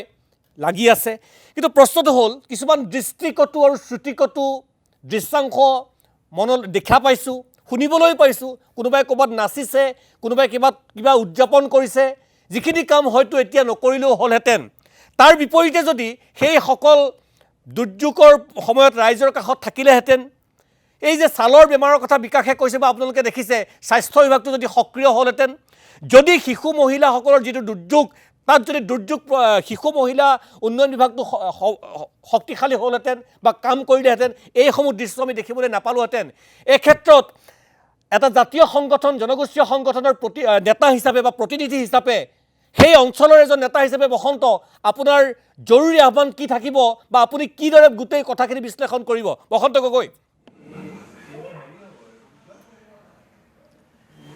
মানুহৰ দুখে কোলাই পাচি নধৰা হৈছে মানুহ থাকিবলৈ ঘৰ নাই পানীৰ মাজত আছে এবুকু পানীলৈকে মানুহ নামিছে খোজকাঢ়ি আহিছে ৰেচন লৈছে আকৌ চটৰ ওপৰত উঠিছে আমাৰ কলৰ ভূৰত উঠিছে নাৱত উঠিছে কোনোবাই NDF SDFৰ নাৱত উঠি পেলানি ৰাস্তালৈ আহিছে আকৌ পানীত নামি ঘৰলৈ গৈছে মানুহৰ অৱস্থা সাংঘাতিক ধৰণে বেয়া এই মুহূৰ্তত স্বাস্থ্য বিভাগে যিখিনি কাম কৰিব লাগিছিলে সেই কামখিনি কৰা নাই স্বাস্থ্য মন্ত্ৰীজন বানপীড়িত অঞ্চলৰ ৰাইজৰ কাষত আমি দেখা পোৱা নাই যদি দুৰ্যোগৰ সময়ত এই ধৰণৰ মহাপ্ৰলয়ৰ সময়ত যদি এজন বিভাগীয় মন্ত্ৰীয়ে ৰাইজৰ কাষত থিয় নহয় তেখেতে যদি বেলেগৰ পৰা কথাখিনি কৈ থাকে তেতিয়াহ'লে তেনেকুৱা মন্ত্ৰী নথকাই ভাল তেনেকুৱা ডিপাৰ্টমেণ্ট নথকাই ভাল আৰু যদি জলসম্পদ বিভাগটোৱে যদি কোনো ধৰণৰ এই মুহূৰ্তত কাম নকৰি কেৱল মাত্ৰ বাহিৰৰ পৰাই কামখিনি কৈ থাকে তেনেকুৱা বিভাগ নথকাই ভাল খোৱা পানীৰ অভাৱত মানুহবোৰ হয় বাহিৰৰ পৰা ট্ৰাকে খোৱা পানী আহিছে আমি দেখিছোঁ শিৱসাগৰত পৰ্যাপ্ত পৰিমাণে খোৱা পানী পাইছে নোপোৱা নহয় শিৱসাগৰত পৰ্যাপ্ত পৰিমাণে খাদ্য পাইছে নোপোৱা নহয় ঘৰে ঘৰে খাদ্য পাইছে প্ৰশাসনেও দিছে চৰকাৰেও দিছে আৰু অসমৰ বিভিন্ন প্ৰান্তৰ ৰাইজেও এইটো দিছে কিন্তু যিটো ডিপাৰ্টমেণ্টে ওখ ঠাইত টিউবৱেল পুতিব লাগিছিলে সেই ডিপাৰ্টমেণ্ট তাত যোৱাই নাই তাত তেখেতলোকৰ ছাৰ্ভেই নাই কেৱল মাত্ৰ বাহিৰত বহিলে মন্ত্ৰী MLA কেৱল মাত্ৰ প্ৰেছ মিট দি আছে কোনোবাই অট্টহাস্য কৰিছে কোনোবাই কেইকোটি কাৰোবাৰৰ পৰা খালে কোনোবাই কিমান টকা দালালি কৰিলে এই ধৰণৰ কথা বতৰাৰ মাজত মন্ত্ৰী বিধায়কসকল ব্যস্ত আছে আৰু তেনেকৈ যদি থাকে কেনেকৈ চলিব ৰাইজৰ মাজলৈ যোৱা ৰাইজৰ কথা লোৱা ৰাইজৰ দুখ সুখৰ ভাগি হোৱা তেনেকৈহে চলি থাকিব কিন্তু সেইটোকে নকৰি কেৱল মাত্ৰ কথাৰ মাধ্যমেৰে যদি কামবিলাক কৰি থাকে তেনেকুৱা নহ'ব কিন্তু মই স্পষ্টভাৱে ক'ব বিচাৰিছোঁ যে শিৱসাগৰ যিজন MLA তেওঁ কাম কৰিছে ৰাতি দিন ৰাইজৰ লগত আছে ৰাইজৰ লগত শুইছে ৰাইজৰ লগত খাইছে আমি তেখেতক ধন্যবাদ দিছোঁ মই আগতেও কৈছোঁ এতিয়াও কৈছোঁ নাজিৰা সমষ্টিৰ BJP যিজন বিধায়ক ৰাতি দিন তেখেতে হোৱা নাই ৰাইজৰ লগত আছে ৰাইজৰ হৈ কাম কৰিছে ৰাইজৰ লগতে শুইছে ৰাইজৰ লগতে খাইছে তেনেকুৱা বিধায়কে আমি বিচাৰিছোঁ আৰু তেনেকুৱা কৰ্মদক্ষ মানুহকে আমি বিচাৰিছোঁ আৰু ডিপাৰ্টমেণ্টৰ মুৰব্বীজনো কৰ্মদক্ষ হোৱাটোৱে আমি বিচাৰিছোঁ কেৱল মাত্ৰ প্ৰেছ মিটৰ দৰে যদি কামবিলাক কৰি থাকে তেতিয়াতো নহ'ব ৰাইজৰ কাষলৈ আহক দুৰ্যোগৰ খবৰ লওক দুৰ্ভাৱনাৰ খবৰ লওক এতিয়া মেণ্টেলি এটা মনস্তাত্ত্বিক ডক্টৰৰ প্ৰয়োজন হৈছে মানুহৰ মনস্তাত্ত্বিক পৰিৱৰ্তন হৈছে মানুহ কিংকৰ্তব্য বিমুখ হৈছে ঘৰলৈ গৈ কি কৰিব কি নকৰিব চাইকলজিকেল ডক্টৰৰ প্ৰয়োজন হৈছে সাইকোলজিক্যাল টিম এটা ডক্টৰ টিম এটা এই দুখন জিলাত লাগে কাৰণ মানুহ সাংঘাতিক ধৰণে হতাশগ্ৰস্ত হৈছে আৰু হতাশগ্ৰস্ত মানুহে যিকোনো কাম কৰিব পাৰে গতিকে হতাশগ্ৰস্ত নহ'বৰ কাৰণে এই মুহূৰ্তত কি কৰিব লাগিব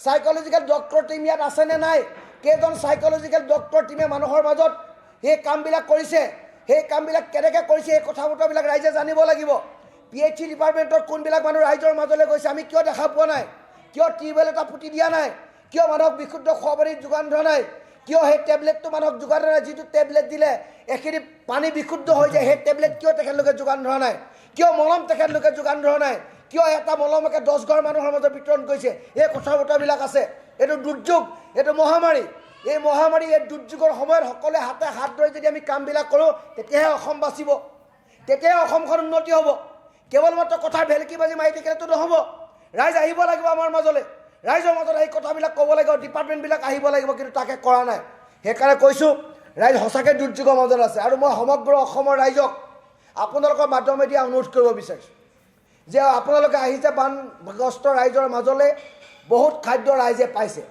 এতিয়া আপোনালোকে ৰাইজক যদি কিবা দিব বিচাৰিছে তেতিয়াহ'লে আপোনালোকে দুটামান বস্তু আপোনালোকে দিয়ক বহু ঘৰ ভাগি তছতছ হৈ গুচি গৈছে তাত কেইচলমান টিংপাতৰ ব্যৱস্থা কৰি দিয়ক তৰ্জাৰ বেৰৰ ব্যৱস্থা কৰি দিয়ক কাঁহী বাতি শেষ হৈ গৈছে উটি গুচি গ'ল কাঁহী বাতি কেইটামান খাবলৈ দিয়ক বাচন বৰ্তন কেইটামান আনি দিয়ক তেতিয়াহে মানুহে দুবেলা দুমুঠি খাই অন্ততঃ জীয়াই থাকিব পাৰিব চালিখনৰ তলত থাকি তৰ্জাৰ বেৰৰ কাষত থাকি ল'ৰাকেইটাক বুকুত সাৱটি জীয়াই থাকিব পাৰিব দাদা নিমাইজনত যেতিয়া আমি ৰেস্কিউ কৰিবলৈ গৈছিলোঁ আপুনি আচৰিত হ'ব যে এগৰাকী মাতৃ আৰু এগৰাকী ফুল কোমলীয়া ছোৱালীক মাকে কোলাত লৈ আছে আৰু এখন চাদৰৰ মাজত এনেকৈ বাপেকে দুফালে দুডাল ৰছী বান্ধি লৈছে আৰু ইমানলৈকে পানীত থাকি এনেকৈ বাচ্চাটো আৰু মানুহগৰাকীক উদ্ধাৰ কৰিছে আৰু অলপ পানী বহা দিন বাপেক মৰি থাকিলেহেঁতেন তেনেকুৱাতে ৰেস্কিউ টিম আছে তেখেতক উদ্ধাৰ কৰিছে এইটো অলপ মৰ্মান্তিক কথানে কান্দি কান্দি কথাবিলাক আমাক বিৱৰণ কৰিছে এই কথাবিলাকে আমাৰ হৃদয় চুই গৈছে এতিয়াও নিমাইজনৰ মানুহে মাটি দেখি পোৱা নাই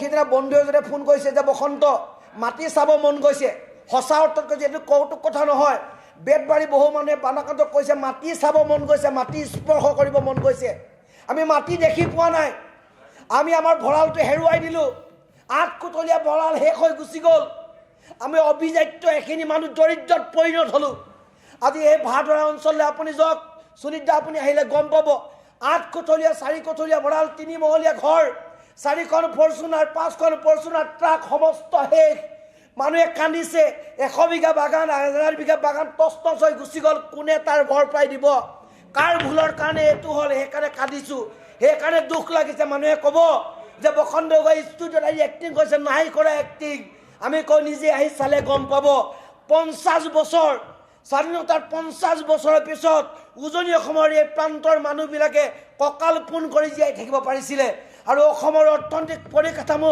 উন্নতি কৰিব পাৰিছে এতিয়া সম্পূৰ্ণ শেষ হৈ গুচি গ'ল যোৰহাটৰ এটা পাৰ্ট শিৱসাগৰ চৰাইদেউ সম্পূৰ্ণৰূপে তছনছ হৈ গুচি গ'ল 50,000 কোটিতকৈ ওপৰ টকা লোকচান হ'ল তাৰ ভৰপাই কোনে দিব কোটি কোটি টকা লোকচান হৈ গুচি গ'ল ভৰপাই কোনে দিব নিজৰ সন্মুখৰ ল'ৰা ছোৱালীৰ সন্মুখত বাপেক উঠি গৈছে ল'ৰা ছোৱালী উঠি গৈছে মাকে ধৰিব পৰা নাই বাপেক উঠি গৈছে ল'ৰাই ধৰিব পৰা নাই ল'ৰা মাক বাপেক উঠি গৈছে পুত্ৰই ধৰিব পৰা নাই তাতকৈ জানো বেদনা আছে তাতকৈ জানো দুখৰ কথা আছে এই কথা বতৰাবোৰ যদি কম বুকু ফাটি যায় আহক সুনীতা দেখিব আজি নিমাইজান কি হৈ আছে আজি দৰিকাবাৰী কি হৈ আছে বেতবাৰী কি হৈ আছে লাকুৱা শেষ লাকত আপুনি যাব নোৱাৰে সেই শিমলুগুৰি কি হৈ গ'ল সেই সন্তক বিহৰ হাজাৰ মানুহ কি এতিয়াও তাত চাগে 500ৰ ওপৰত ডেড বডি ওলাব চৰকাৰে হয়তো লুকুৱাব কিন্তু চাকিব JCBয়ে খানি দিয়াৰ পাছত তাত ডেড বডি ওলাব সেইটো কি হ'ব সেইটো এটা মানৱ বেদনা সেইটোৱে অন্তত খুৰা মাৰি ৰৈছে যে তাৰ পৰা পৰিত্ৰাণ ক'ত পাম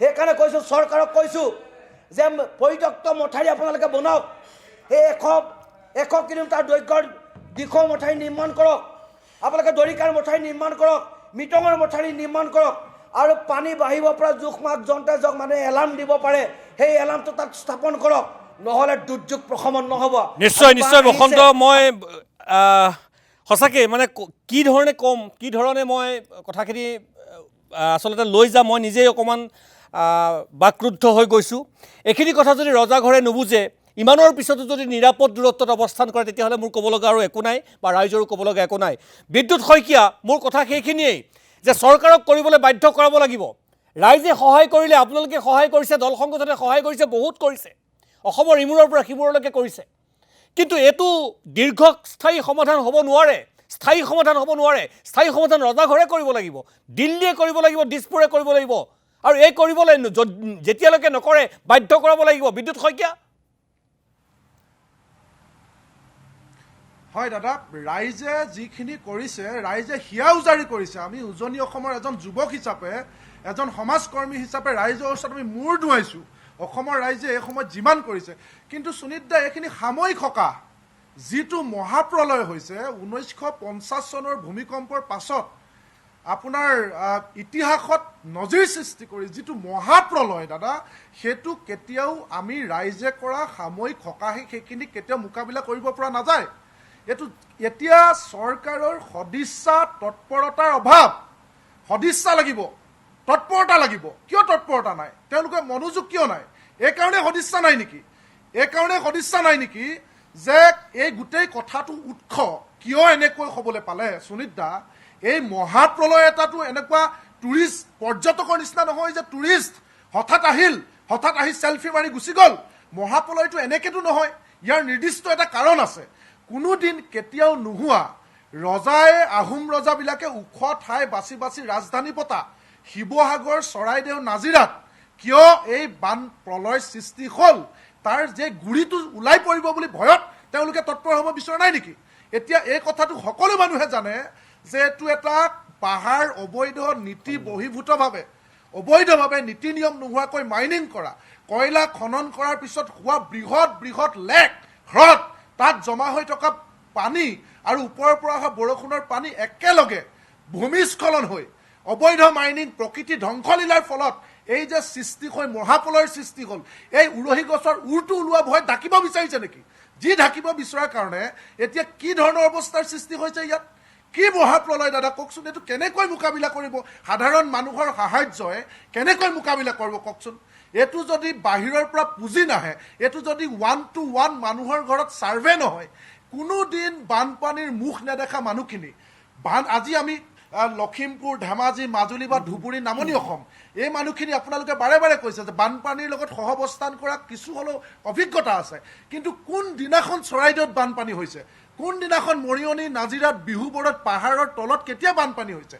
এই মানুহবিলাকে আজি আমি য'লৈ গৈছোঁ, শিমলুগুৰি, নাজিৰা, কালিও গৈছোঁ, তাত কৈছে যে 10 মিনিটৰ ভিতৰত দৌৰি ভিতৰত এআঁঠু পানী, দৌৰি আহিছে ৰাস্তাত এবুকু পানী। 10 মিনিটৰ ভিতৰত কোনোমতে চাদৰ ওপৰত উঠিছে, কোনোবা মানুহ উঠি গৈছে, চব শেষ। এই যিটো হঠাৎ আহিল, এই অহাৰ কাৰণটো হৈছে প্ৰকৃতি ধ্বংস, মহাপ্ৰলয়। এই কথাবিলাক আলোচনা হ'ব লাগিব।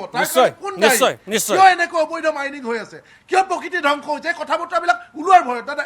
দ্বিতীয় কথাটো হৈছে যে মুখ্যমন্ত্ৰীগৰাকী চূড়ান্তৰূপে ব্যৰ্থ। এইকাৰণে ব্যৰ্থ, তেওঁ এই সময়ত কিয় চেণ্টাৰৰ মানুহ আনিব পৰা নাই? কিয় কেন্দ্ৰৰ পৰা টকা আহিবলৈ বাৰু সময় লাগে, দুৰ্যোগ ঘোষণা কৰিবলৈ সময় লাগে, আজিকালি পেকেজটো ঘোষণা কৰিবলৈ কিয় সময় লাগে? কিয় সদিচ্ছাৰ অভাৱ? বিহাৰততো সময় নালাগে, উৰিষ্যাততো সময় নালাগে, অন্ধ্ৰপ্ৰদেশততো সময় নালাগে। মোদীয়ে ফেচবুক কৰি তেল কমকৈ ব্যৱহাৰ কৰিব, চৰকাৰী বাহন ব্যৱহাৰ কৰক, মন কি বাত ক'বলৈতো টাইম নালাগে, লগালগ ক'ব পাৰে। আমাৰ সম্পদ লুণ্ঠন আদানীক ধুবুৰীত যে 4,500 বিঘা মাটি দি দিয়া হৈছে, তেওঁতো ক'বলৈতো তেওঁ সময় নালাগে, তেওঁলোকে আইন আনিবলৈতো সময় নালাগে। এতিয়া কিয় সময় লাগে? এই দুৰ্যোগৰ মোকাবিলা সুনীত দা, লগতে মই কৈছোঁ আৰু তেওঁলোকৰ বন্ধুবিলাক যিবিলাকক মাটি দিবৰ কাৰণে আদানী, গৌতম আদানী, ৰাইজৰ টকাৰে বনোৱা চকচকীয়া এয়াৰপৰ্টটো আদানীক গতাই দিলে। আদানী আজি তাত চাৰ্টাৰ্ড বিমান লৈ আমাক ইয়াত এডভান্টেজ অসম বেপাৰ কৰিবলৈ আহে। সেই চাৰ্টাৰ্ড বিমান লৈ এতিয়া আদানী নাই, এতিয়া আদানী চাহটো নাই। আমাৰ মাটি 4,500 বিঘা মাটি পানীৰ দৰত আদানীক ধুবুৰীত দিছে, কিন্তু সেই আদানীয়ে বিপদৰ সময়ত নিশ্চয় বিদ্যুৎ, সেইটোৱেই মূল কথা। আচলতে মই সময় মোৰ শেষ হৈ আহিছে। বিদ্যুৎ শইকীয়া, মই ধন্যবাদ জনাইছোঁ। আচলতে আমাৰ ট্ৰেজেডিটো সেইখনতে বিদ্যুৎ, সেইটোৱে আমাৰ ট্ৰেজেডি, যে সম্পদৰ সময়ত আমাৰ ওচৰত সকলো থাকে বা সম্পদ লুণ্ঠনৰ সময়ত সকলো থাকে, কিন্তু বিপদৰ সময়ত নাথাকে। মই বসন্ত গগৈ, বিদ্যুৎ শইকীয়া আৰু বিকাশ অসম মৈত্ৰেয়ী, মই আপোনালোকক ধন্যবাদ জনাইছোঁ।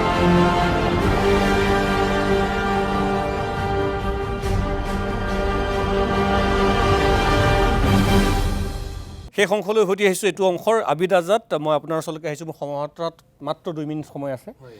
এই আহিব লগা কথা আপোনালোক যিহেতু অহা শুকুৰবাৰে আকৌ গৈ আছে আৰু বহুকেইটা পৰামৰ্শও আগবঢ়াইছে এই তেখেতসকলে আপোনাৰ ক্লজিং ৰিমাৰ্কছ মই এইখিনিকে ক'ব বিচাৰিছোঁ খুব দৰকাৰী কথা ইয়াত ওলাই আহিছে যিহেতু এতিয়াও ৰাইজে খাদ্য সামগ্ৰীৰ পৰা আদি কৰি বিভিন্ন ধৰণৰ সামগ্ৰী দি আছে আৰু দিব বিচাৰি আছে মই এইটোকে ক'ব বিচাৰোঁ যে সকলোৱে তাত গৈ ফালেই যে দিব লাগিব তেনেকুৱা কথা নহয় ইতিমধ্যে বহুত ৰাইজ গৈছে মই ভাবোঁ সকলোৱে যোৱাৰ প্ৰয়োজন নাই কাৰণ মই যিখিনি গম পাইছোঁ আমাৰে লগৰ এনেকুৱা যি সাহায্য দিবলৈ গৈছে তেওঁলোকে সাঁতুৰিব নেজানে নিজে গৈ ফালে বানাক্ৰান্তক বচাবলৈ গৈ তেওঁলোকে নিজেই বানত পৰিছে আৰু বানাক্ৰান্তহে তেওঁলোকক উঠাই আনিবলগীয়া নিচিনা হৈছে গতিকে বহুত মানুহে গৈছে সহায় কৰিবলৈ আন্তৰিকতাৰে গৈছে কিন্তু তাত গৈ কি হৈছে তেওঁলোকে যিহেতু তাত গৈ যিহেতু কি কৰিব লাগিব অভিজ্ঞতা নাই গতিকে কথা হৈছে কেঅটিক চিটুৱেশ্যন হৈছে মানুহ একোটা জেগাত গৌতে গাড়ী দুঘণ্টা আহোঁতে যাওঁতে সময় লৈছে ইমান বেছি লাষ্ট ছানডে ইমান বেছি ট্ৰেফিক হৈছে আৰু কি হৈছে মানুহ যিটো কৈ আছে পোৱা জেগাত পাই আছে নোপোৱা জেগাত নাই পোৱা মই এটা জাষ্ট উদাহৰণ দিছোঁ ক্লজিং ৰিমাৰ্ক যদিও এতিয়া ধৰক এইটো এটা ৰাস্তা আৰু সাধাৰণতে গাঁও এনেকৈ থাকে এতিয়া ৰাস্তা এনেকুৱা গাঁও এনেকৈ ৰাস্তাৰ কাষত একেখন গাঁৱৰে ৰাস্তাৰ কাষত থকা মানুহখিনি পাইছে বাকী গাঁওখনটো দীঘলীয়া থাকে ইফালে পানী গতিকে লাষ্টৰ গাঁৱৰ সিটো মূৰত থকা মানুহখিনি পোৱা নাই গতিকে কি হৈছে মানুহে এই ৰাস্তাৰ ওচৰত থকা মানুহখিনি পাইছে কিন্তু গাঁৱত দূৰত থকা মানুহখিনি আপোনাৰ পোৱা নাই কাৰণ মাজত পানী মানুহ যাব নোৱাৰে গতিকে মই ভাবোঁ যিসকলে মানুহ ডনেট কৰি আছে তেওঁলোকে তাৰে যিবিলাক অৰ্গেনাইজেশ্যনে কাম ভালদৰে কৰি আছে আপোনালোকে তেওঁলোকক বস্তুখিনি ছাপ্লাই দি দিলে তেওঁলোকে ভালকৈ বিতৰণ কৰিব পাৰিব কাৰণ তেওঁলোকে তাত কাম কৰি আছে দ্বিতীয়তে কথা মই আৰু এটা খুব দৰকাৰী কথা কৈ যাব বিচাৰিছোঁ একটা চমুকে কৈ আছোঁ ছাত্ৰ ছাত্ৰীসকলৰ পঢ়া বন্ধ হৈ গৈছে পঢ়া অভ্যাসটো যদি গাঁৱলীয়া ল'ৰা ছোৱালী নোহোৱা হৈ যায় মেট্ৰিক আহিব কিবা আহিব গতিকে তেওঁলোকৰ যাতে পঢ়া বন্ধ নহয় সেইটোৰ ওপৰত চৰকাৰে গুৰুত্ব দিব লাগিব বাকী যিবিলাক দুখীয়া ল'ৰা ছোৱালী গুৱাহাটী বা অন্যান্য চহৰত পঢ়ি আছে চৰকাৰেতো তেওঁলোকক সহায়ে কৰিব লাগিব কিন্তু মোক ৰাইজৰ অনুৰোধ ৰাইজৰ মাজতো বহুত ধনী মানুহ আছে ফৰ্চুনাৰ গাড়ী লোৱা ডাঙৰ দামী মদ খোৱা ৱাইন খোৱা মানুহ আছে তেওঁলোকে এটলিষ্ট এটা বা দুটা যদি ষ্টুডেণ্ট এডপ্ট কৰি লয় আমাৰ প্ৰতিদিন টাইমৰে মৃণাল তালুকদাৰ ডাঙৰীয়া ইতিমধ্যে এটা আমি তেওঁলোক সহায় কৰিম বুলি ভাবিছোঁ যে আমি যিসকল ছাত্ৰ ছাত্ৰীয়ে গৰীব ফাইনেন্সিয়েলি উইক হয় চাকৰি বাকৰি যাৰ ঘৰত মানুহৰ নাই হয় তেওঁলোকে যদি আবেদন কৰে মই ছ'চিয়েল মিডিয়াত দিম আৰু মৃণাল তালুকদাৰ ডাঙৰীয়াই ইতিমধ্যে আৰম্ভ কৰিছে আপোনালোকক যিসকলে বাহিৰত পঢ়া শুনা কৰিছে আপোনালোক যদি আৰ্থিক সাহায্যৰ প্ৰয়োজন আপোনালোকে সেই ফৰ্মখন ফিল আপ কৰিব যিসকল অসমীয়া বা অসমৰ বাহিৰৰ ধনী মানুহ আছে তেওঁলোকে আপোনাক স্কলাৰশ্বিপ এইটো ৰাইজৰ ফালৰ পৰা এইটো কাম হ'ব এইটো এটা ডাঙৰ কাম আপোনালোকে সেই কামটো কৰিব আৰু লগতে মই ফাইনেলি এইটোৱে ক'বলৈ গৈছোঁ যে যিটো এই দুৰ্ঘটনা হৈ গৈছে আমি যে তাত গৈছোঁ আমি মানুহক কেৱল খাদ্য বস্তু বিতৰণ কৰাই নহয় আমি মানুহৰ লগত কথা পাতিবলৈ যত্ন কৰিছোঁ আৰু এতিয়া দেখিছোঁ মানুহে কথা পাতিব বিচাৰি আছে নিজৰ যি দুখ সেই দুখটো মানুহৰ ঘৰ নাই কৰিব বিচাৰি আছে আমি কথা আৰু যিসকল লোক তাত গৈছে আপোনালোকে চেষ্টা কৰক যে সাহায্যটো দিয়ক ঠিক আছে লগতে এজন মানুহৰ লগত 5-10 মিনিট আপোনালোকে কথা পাতক আপোনালোকে বকি নাথাকিব তেওঁলোকৰ আগত তেওঁলোকৰ কথাবিলাক আমি খুব সোনকালে এইবাৰ যে শুক্ৰবাৰে যাম তাৰ পাছত নেক্সট পৰ্যায়ত আমি যদি যাম আমি ইচ্ছা কৰিছোঁ 10-20 জনীয়া মিনিমাম এটা সাইকোলজিষ্টসকলৰ এটা টিম ডক্টৰ তেনেকুৱা টিম লৈ আমি যাম কেৱল কথা পতাকে যাম এইখিনি কৈ মোৰ বক্তব্য সামৰণি নিশ্চয় ধন্যবাদ জনাইছোঁ আৰু শুভেচ্ছা থাকিল যিহেতু আপোনালোকে কৰিও আছে অকল এইটো বুলিয়েই নহয় আবিদ আজাদ আপুনি বিভিন্ন ধৰণে জড়িত হৈ আছে দৰ্শকসকল মই পুনৰবাৰ কৈছোঁ বিশেষ ক'ব লগা নাই বিকাশ অসমৰ বিৰতি সিটোবাৰে আকৌ লগ পাম নিজৰ পৰৱৰ্তী অংশত যে এখেতসকলৰ কথাখিনি আপোনালোকে খুব গুৰুত্ব সহকাৰে শুনক বা লওক আৰু তাৰপিছত পৰৱৰ্তী অংশলৈ আগবাঢ়ক